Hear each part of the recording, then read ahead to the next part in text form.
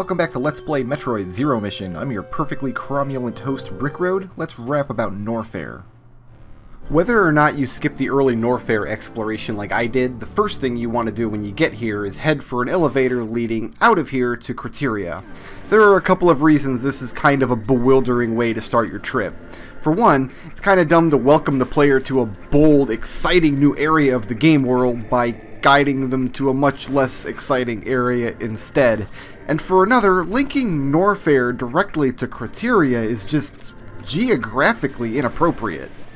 Criteria is supposed to be the planet's surface, with the rocky caves of Brinstar beneath it and the lava-filled tunnels of Norfair beneath that. For pacing reasons, the designers want to funnel the player to Criteria at this stage in the plot, and they need Criteria to be situated in a particular way so it matches up with the areas of Brinstar and Chozodia later in the game. The result kind of feels like the game is backed into a corner at this point, so okay, long-ass elevator from Lava World to Surface World, why not? This next bit is related, I promise. It involves sequence breaking. In particular, we're about to see one of the coolest sequence breaks in the game, just as soon as we pick up this unknown item, cough cough plasma beam, cough wheeze, and get the missiles out of this little puddle. The next few areas of the game are gated off with green barriers that we need super missiles to destroy, and the super missiles are locked behind two longish boss fights toward the end of Norfair. What we're going to do is end run all of this by grabbing an early set of supers, which allows us to get some powerful items early and trivialize both bosses. This tiny nook in the wall is what allows us to abuse shinesparks to grab this super pickup, the only one in the game not itself locked behind a green door. That nook is very purposely crafted for this explicit purpose, allowing the player to get supers early. It's the exact height of the stone pillar I wall jumped up, which itself is on a stretch of ground just long enough for a speed booster charge, and it contains a convenient slope so you can cancel a spark, store another one, and blast through the speed blocks to the right. It all lines up perfectly. There's nothing wrong with this break, per se. It's very elegant. Most first-time players won't have the speed booster on their first visit to this area, and won't think to come back in the interim between Kraid and Norfair. And even if they discover how to collect these supers during their endgame cleanup, it's not easy to connect the dots and be like, wait a minute, shouldn't I be able to get this pack a little early? I myself had to spend time studying a map of ZM's game world, specifically looking for early supers in order to discover them. This wink-wink, nudge-nudge style of sequence breaking is fun and very much appreciated, but it does ring a little hollow to me. It's not even really breaking sequence, so much as finding an alternate sequence to follow. To me, sequence breaking involves thinking of something none of the designers thought of. Some clever strategy or combination of equipment or even a glitch that lets you get away with things they never intended. ZM's early supers, on the other hand, is more like the developer sneaking up and being like, hey, check out this clever thing I added that you can go do. It's a very different sensation. The reason this is so noticeable in ZM is the game is designed to give players that strong, familiar sense of exploring a Metroid world. ZM follows two games in the series with tightly controlled linear paths, which, while a valid style of game, caused some longtime Metroid fans to grumble. The designers took that grumbling to heart and purposely set out to create a game with lots of breaks to discover. But a break that's designed to be discovered doesn't excite that kind of player in the same way as, say, leading a bug through a door and then using him as a platform. When we discover a treasure box, we want treasure, not a note congratulating us for finding the box. How does this tie back into the weird Norfair Criteria elevator? It's another example of ZM's designers sticking to a predetermined goal of making ZM look and feel like a classic Metroid game without totally understanding the subtleties involved. Nobody looked at the finished game map and said, wait, does it make thematic sense to shuttle the player from the planet's core directly to its surface? And nobody looked at those early supers and asked, is there a way we can make this feel more organic? Can we make the player believe this is something we missed? You're probably thinking this is an overly pedantic thing to harp on, even for me, and okay, I'll give you that one. But let's be clear about this, none of this reduces the quality of ZM as a game, even one iota. It's something that I and a lot of other players noticed. It's like nobody got all butthurt when Wind Waker and Twilight Princess forced us to do the dungeons in a certain order, but man, were we elated when Link Between Worlds gave us that freedom back. So what was the purpose of our sojourn in the Crateria anyway? Well, to pick up the power grip item, allowing Samuses to grab onto ledges. We were supposed to get this before going down into Kraid, but, you know, sequence breakers gotta break, right? I kinda really hate the power grip as an item. It was part of Samus's basic moveset in Fusion, and it felt really good there. Probably the one unambiguously positive thing that game contributed to the series. But am I supposed to believe Samus can't grab onto things without a special item? Curling into a ball and running faster than sound? Fine. Those are superhuman abilities, they deserve to be gated behind a pickup. Grabbing ledges? Not so much. Especially if you force me into a boring, faraway part of the world map to get it, and then backtrack to the exciting parts of the game. So no, not a fan. Most of the rest of Norfair consists of picking up useful and actually fun items like the Ice Beam here. The way it's supposed to work is you come down here, get the power grip and Ice Beam, then backtrack and kill Kraid, then come here again and get a few more fun items, skipping the ones in superheated rooms like this one, then wait on the rest until after you've killed Ridley. Instead, since I've got the Varia, Speed Booster, and Super Missiles early, I'm just going to go ahead and clear out all of Norfair right now in one trip. The areas of Norfair we haven't seen yet are blocked off with speed blocks, a clear sign you're not supposed to be here until after you kill Kraid. The designers included a hidden passage to discover if you really want to kill Ridley first, but if you're going for 100% like I am, that just means backtracking through here later for a bunch of items. It's a different way to play the game that doesn't make the game substantially different, if that makes sense. I guess it doesn't. Oh well. We're coming up on a fun bit here, one of ZM's many execution challenges.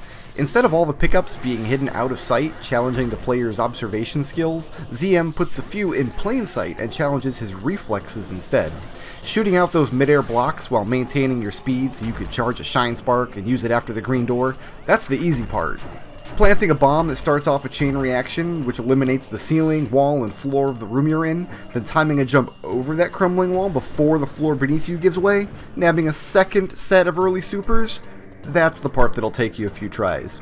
ZM has lots of these kind of challenges, ranging from tricky to clever to hair-rippingly infuriating. You'll see a couple of those in the next video. Oh, and for extra swag points, place a perfect shinespark just a few pixels from the ceiling, nabbing a pesky missile pack on the return trip. That's the cherry on top. Ooh-rah. It's been my experience that players are about split on these execution challenges. The original Metroid didn't have any, unless you count those trap holes that require you to climb walls of crumble blocks to escape. Super Metroid only has one, an infamous set of supers in Meridia requiring a perfectly measured and perfectly positioned shinespark. Fusion had a whole bunch of them, usually stationed in set-aside challenge rooms you found only if you went back to visit old areas. And that's the tradition that ZM continues. If you're not sequence breaking, these challenge rooms mostly remain gray spots on your map until the endgame. The argument against these execution challenges is that Metroid is supposed to be about exploration and observation. The fun comes from deducing where items are hidden by learning the mind of the developer and trying to stay one step ahead. Including pickups that require tricky thumb gymnastics goes too much against the grain. The argument for is that meticulously searching through a vast and open game world only appeals to one kind of player. Super and Prime are both chock full of secrets, but neither game really rewards the player for mastering its mechanics. Including these kinds of challenges lets the player explore a style of gameplay that's rare in Metroid, but considered standard in other 2D action games. I see the merit in both viewpoints, but for my part I like these challenges. There aren't so many of them that they overshadow the exploration elements of the game, and they only occasionally cause me throbbing migraines. I think it's fine that the game has rooms that require you to practice and hone your skills, a feature that Super Metroid mostly lacks. Meanwhile, here's another goofy wink wink nudge nudge sequence break that lets you get the screw attack before you're supposed to. Anyway, it's just plain good design to have separate sets of pickups that will be found by different styles of player. And including challenge rooms helped give ZM its own unique identity, distinct from its exploration-focused prequels. Just try to keep in mind that I said something positive about this aspect of the game, while I'm banging my head against some of the stuff that'll come up later in Ridley. I use a cool technique to get through some screw blocks in the floor here that was introduced in Fusion. During a regular jump, pressing the jump button in the air causes Samus to start spinning. This is super useful for aiming your screw attack at the floor like we just saw, or for salvaging botched wall jumps and space jumps. This move didn't exist in Super, and if you want to see how much I approve of it, go back and watch my old Super LPs and count how many times I lose my spin during a jumping maneuver, then have to land before trying again. A definite improvement. What happens is, in Super, you have to push the D-pad away from the wall to jump off of it, then back towards the wall to reach it again for your next jump. But I have fat, stupid monkey thumbs that like to brush against the up button while moving back and forth, which causes Samus to aim up, which causes her to stop spinning, which means my wall jump is ruined and I fall all the way back down to the platform of shame. So Fusion added this cool trick to regain your spin if you lose it, but single wall jumping isn't possible in that game because it sucks, so I never noticed how good the move was while playing. ZM is the best of both worlds. Wall jumps are common and useful, regaining your spin lets you save wall jumps. Brickroad is a happy panda. This is another one of those minute idiosyncrasies 99% of Metroid players won't even notice, but which heavily colored my opinion of these three games. The items I've been collecting while talking about irrelevant crap are the Ice Beam, which freezes any monsters I shoot, the High Jump Boots, which lets me jump high, not just a clever name, the Screw Attack, which turned my spin jumps into flashy spirals of laser death, and in the next room here, the Wave Beam, which will let me shoot through walls. All standard issue, really. Anybody with their Metroid stripes is familiar with this stuff by now. One thing worth mentioning is that the high jump boots allow you to jump while in Morph Ball form. This was called the Spring Ball in Super Metroid and was its own separate item, but that's stupid because Morph Ball jumping isn't really good enough to merit its own upgrade. It's a little too good to just let players do it from the beginning though, so packing it in with the high jump is a clean and, in retrospect, obvious solution. People will yell at me if I don't mention this was Fusion's idea too, so there you go, 1 point Metroid Fusion. Another feature Fusion had that Super didn't, which ZM then improved upon, is interaction between Samus's various power-ups. A lot of these are obvious in retrospect, such as this narrow hallway clogged with shootable blocks. See how cool Samus looks while speed boostering forward, blasting the ceiling away with her new Wave Beam? Using the two power-ups in conjunction makes the player feel way more powerful than they did even just a few scenes ago. Super only really did this sort of thing with the Space Jump and Screw Attack combo, but ZM peppers the whole game world with them, including most of the execution challenges I mentioned earlier. This adds a fun layer of discovery to the game, since players probably won't recognize them for what they are on their first pass. They get to enjoy an aha moment that pays off during replays.